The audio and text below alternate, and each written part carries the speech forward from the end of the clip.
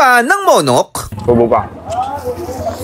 Sabi ni Ate Lloyd, pag di na kami kumain dito, hindi na kami makakalabas. Ano nga ba ang monok? Kasi naman ako to sa nanay ko, bali yun na po yung naabutan kong tinawag niyang pangalan na monok dito. Dahil dati po, puro manok po talaga ang dinideliver sa amin. May mga nagsasabi, di ba yung iba po parang kino-compare nila sa pagpag, di ba ma'am? Opo. Ano pong masasabi niyo doon ma'am? Hindi po magpagto, 100% po ipaglalaban ko po ito na malinis po ito at hindi po tira ng tao to. Tama. Kasi unang-una po, kumakain po yung pamilya ko nito na para makasiguro po ako na malinis po yung aking tinda. Binibili ko po yung bali pinakalaman niya dahil kinukuha lang po ng mga restaurant, yung pong katas lang po nito. Ngayon yung pinakalaman po, binibenta po nila sa akin. Yan po yung nagiging tinda ko na tinatawag pong monok. Monok, okay ma'am. So kayo na po bahala magpalasa dyan, no? Kasi Opo. wala na talaga wala lasa na po yan, talagang lasa to kasi kumbaga kulo na po siya eh.